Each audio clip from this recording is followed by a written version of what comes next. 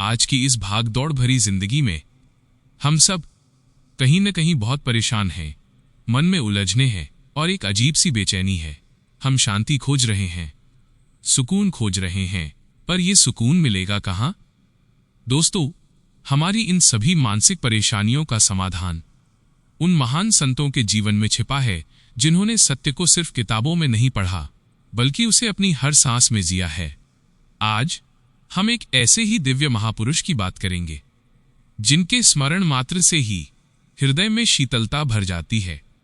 वे हैं श्री रामकृष्ण परमहंस। श्री रामकृष्ण जी का जीवन कोई तर्क वितर्क या केवल भारी प्रवचनों का जीवन नहीं था। उनका जीवन एक सीधा और प्रत्यक्ष अनुभव था।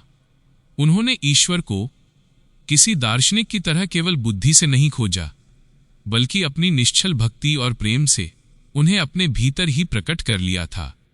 बचपन और आध्यात्मिक झुकाव।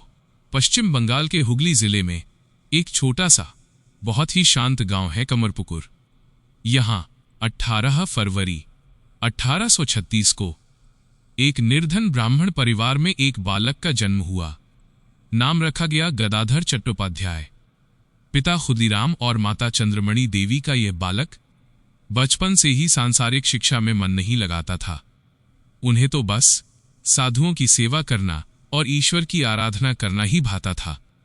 जब वे केवल 6 वर्ष के थे, तभी उन्हें पहली बार उस परम आनंद का अनुभव हुआ जिसे हम समाधि कहते हैं। उनके बड़े भाई रामकुमार उन्हें कोलकाता के पास दक्षिणेश्वर काली मंदिर ले आए, जहां उन्हें पुजारी का काम सौंपा गया। भक्ति की पराकाष्ठा। यहां उन्होंने मां काली की पूजा किसी निर्जीव मूर्ति की तरह नहीं की। वे तो मां काली को एक जीती जागती साक्षात माता की तरह मानते थे। वे उनसे बातें करते, उन्हें अपने हाथों से भोग लगाते और कभी कभी एक छोटे बच्चे की तरह मां के दर्शनों के लिए घंटों तड़पते हुए रोते रहते। उनकी प्रेम भक्ति इतनी प्रगाढ़ थी कि माता उन्हें साक्षात दर्शन देती थी।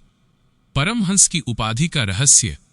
रामकृष्ण जी अक्सर गहरी समाधि में डूब जाते थे। जब वे ध्यान में होते तो उन्हें समय, स्थान, यहां तक कि अपने शरीर की भी कोई सुधि नहीं रहती थी। वे एकदम निश्चल थे। उनका हृदय एक नन्हे बालक की तरह कोमल, निष्कपट और अत्यंत उदार था। जैसे एक हंस दूध और पानी के मिश्रण में से केवल दूध को चुन लेता है, वैसे ही रामकृष्ण जी ने इस संसार के मायाजाल में से केवल ईश्वर के सार को चुन लिया था। उनकी इसी पवित्रता, उच्च आध्यात्मिक अवस्था और द्वेष रहित स्वभाव के कारण उन्हें परमहंस की उपाधि दी गई। वे राग, द्वेष और जाति धर्म के बंधनों से पूरी तरह मुक्त हो चुके थे। सांसारिक बंधन और साधना। समाज को लगा कि शायद रामकृष्ण पागल हो गए हैं। उनके परिवार ने उन्हें सांसारिक जीवन में वापस लाने के लिए उनका विवाह बहुत कम उम्र में शारदा देवी से कर दिया। लेकिन रामकृष्ण जी ने अपनी पत्नी को भी मां काली के रूप में देखा। उनका ये रिश्ता पूरी तरह आध्यात्मिक और पवित्र था। उन्होंने भैरवी ब्राह्मणी से तंत्र साधना सीखी और तोतापुरी जी महाराज से अद्वैत वेदांत की शिक्षा ली। उन्होंने प्रत्यक्ष अनुभव से यह सिद्ध किया कि चाहे मार्ग कोई भी हो, मंजिल एक ही है। सभी धर्मों का एक ही सत्य। ठाकुर रामकृष्ण ने केवल हिंदू धर्म ही नहीं, बल्कि इस्लाम और ईसाई धर्म का भी अभ्यास किया। उन्होंने दुनिया को यह सिखाया कि जैसे प्यासा व्यक्ति, चाहे उसे जल कहे, पानी कहे या नीरू कहे, प्यास तो पानी से ही बुझती है, वैसे ही सभी मतों और पंथों का सार केवल एक ही ईश्वर है। वे कहते थे, ईश्वर बर्फ और पानी की तरह साकार और निराकार दोनों है। जैसे पानी ही ठंडा होकर बर्फ बन जाता है, वैसे ही निराकार चेतना भक्त के प्रेम के कारण साकार रूप ले लेती है। गुरु और शिष्य का मिलन।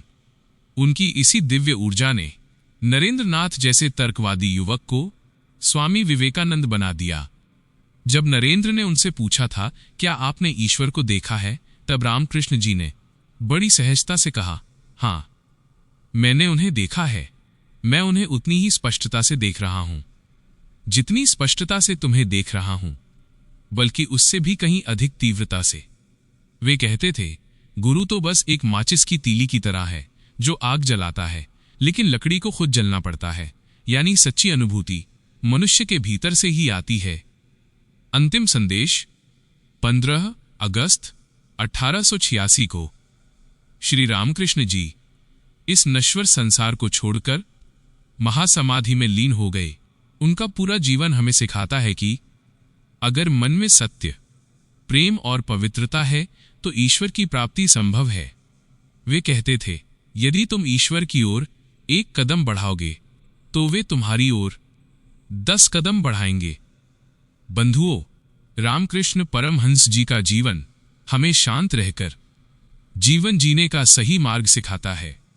अगर आप श्री रामकृष्ण परमहंस के जीवन से जुड़ी किसी और प्रसंग या उनके चमत्कारों के बारे में विस्तार से जानना चाहते हैं तो हमें कमेंट बॉक्स में लिखकर अवश्य बताएं। इस वीडियो को